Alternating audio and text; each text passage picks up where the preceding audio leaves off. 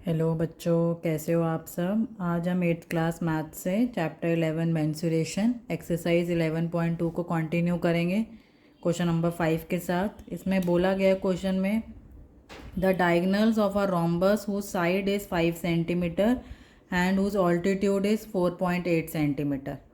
If one of the diagonal is 8 centimetre long find the length of other diagonal. तो हमें side दे रखा है, altitude दे रखा है और एक डायगनल दे रखा है। तो सॉल्यूशन में जो जो वैल्यू हमें दे रखा है वो हम लिखेंगे।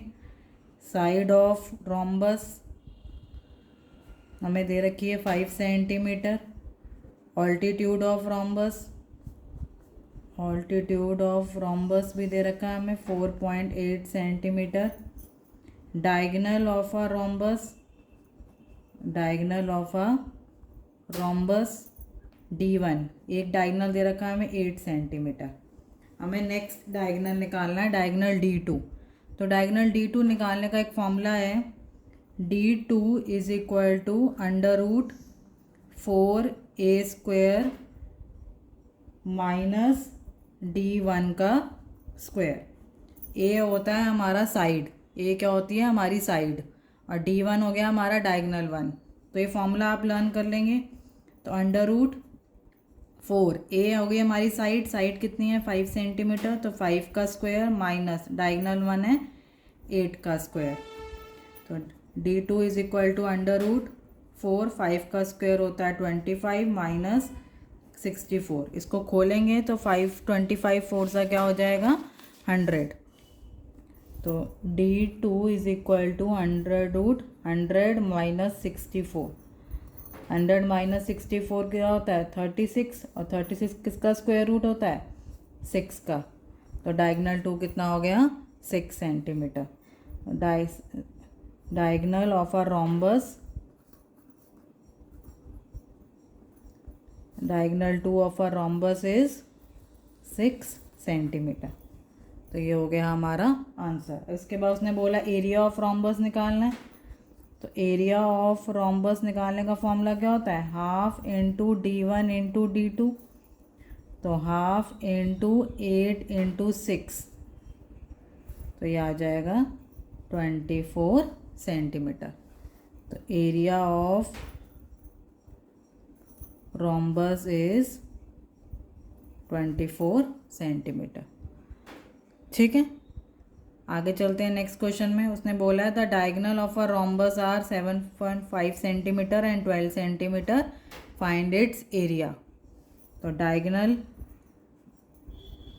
ऑफ रोम्बस D1 कितना है 7.5 सेंटीमीटर। डायगनल ऑफ रोम्बस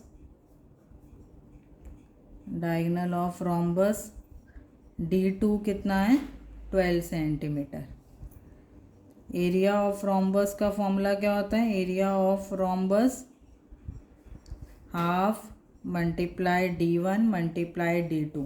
पहले आपने फॉर्मूला लिखना है फिर आपने इसको सॉल्व करना है।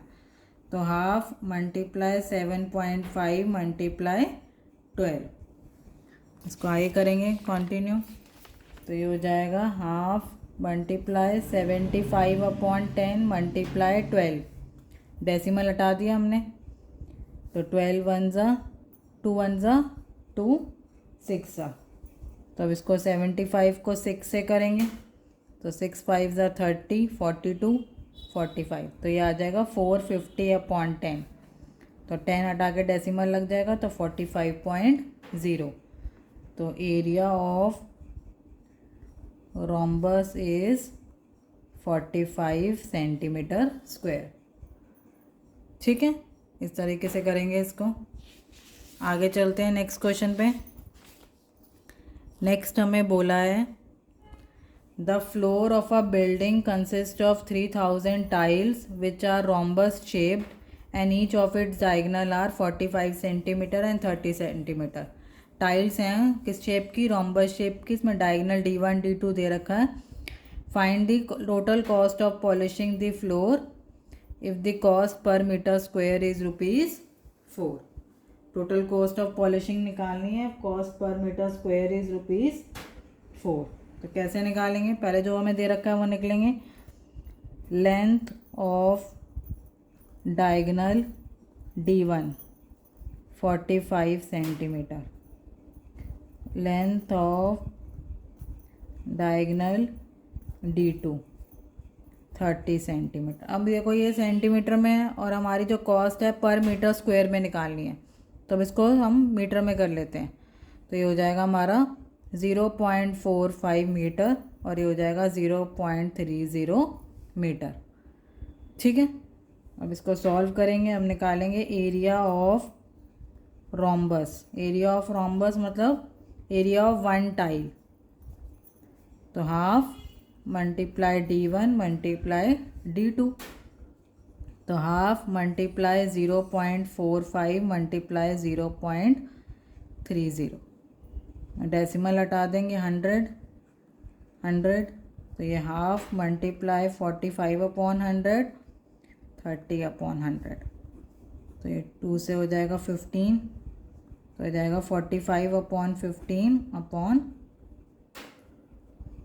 जब इसको पूरा सॉल्व करेंगे तो हमारा आंसर आएगा 0.0675 मीटर स्क्वायर। ये हो गया हमारे एरिया ऑफ वन टाइल। ये क्या है हमारा एरिया ऑफ वन टाइल। पर हमारे पास कितनी टाइल है 3000 टाइल्स, तो हमें 3000 टाइल्स का एरिया निकालना है। तो हम निकालेंगे एरिया ऑफ 3000 टाइल्स। क्या करेंगे, उसको 3000 से मल्टीप्लाई कर देंगे। 0.0675 को 3000 से मल्टीप्लाई करेंगे तो आंसर आएगा 202.5 मीटर स्क्वायर। ये हमारे 3000 टाइल्स का एरिया है। अब हमें पता है cost of polishing tile per metre square. Per metre square की कॉस्ट कितनी है ₹4। तो cost of polishing 202.5 metre square, तो क्या हो जाएगा 4 मल्टीप्लाई 202.5। जब इसको इससे मल्टीप्लाई करेंगे तो हमारा आ जाएगा 810। तो हम लास्ट में आंसर लिखेंगे cost of polishing floor is ₹810। इस तरीके से करेंगे इसको। ठीक है, आगे चलते हैं नेक्स्ट क्वेश्चन पे। नेक्स्ट क्वेश्चन है हमारे पास,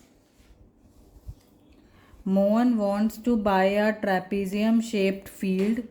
Its sides along the river is parallel to and twice the side along the road. Area of the field is 10,500 meter square. Perpendicular distance between them is 100 meter square. Find the length of the side along the river. अब उसमें बोला है trapezium shape की field उसने buy करनी है। इसमें उसकी side along the river is parallel to and twice the side along the road. तो let the side along the road be x. Road को x ले लेंगे। So the side along the river be 2x। क्या हो जाएगी 2x, क्योंकि उसने बोला है ट्वाइस होएगी। ठीक है, और क्या दे रखा है हमें, एरिया ऑफ ट्रेपीजियम गिवन है।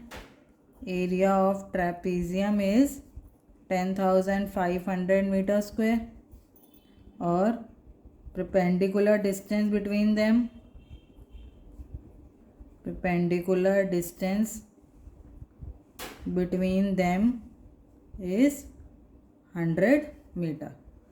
चलो अब जो बोला है वो निकालते हैं फॉर्मूला लगा के। तो फॉर्मूला है एरिया ऑफ ट्रेपीजियम क्या होता है, half bracket sum of parallel sides multiply perpendicular distance between them, perpendicular distance between them। पहले आपको फॉर्मूला मेंशन करना बहुत ज़रूरी है। तो half sum of parallel side x + 2x multiply 100 और एरिया ऑफ ट्रेपीजियम हमें दे रखा है। ठीक है, तो ये वहाँ जाके मल्टीप्लाई हो जाएगा, इज इक्वल टू ये क्या हो जाएगा 3x मल्टीप्लाई 100। ठीक है, तो ये हो जाएगा 1050 multiply 2 is equal to 300x। तो x हो जाएगा हमारा 10500 मल्टीप्लाई 2 अपॉन 300। तो ये 2 0 से 2 0 कट गए, ये 3 के टेबल से कट जाएगा। इसको दोबारा लिख लेते हैं, 105 मल्टीप्लाई 2 अपॉन 3, तो ये हो जाएगा 35। तो x आ जाएगा हमारा 35 मल्टीप्लाई 2 कितना होगा 70 मीटर। तो लेंथ ऑफ दी, हमने किसको x माना था, length of the road, length of the road is 70 metre. तो length along the river, river क्या था 2x, तो 2 इंटू 70 कितना आ जाएगा 140 मीटर। तो ये हो गया हमारा आंसर। ठीक है, इस तरीके से करेंगे। आई होप आपको समझ में आया होगा। Thank you so much for watching.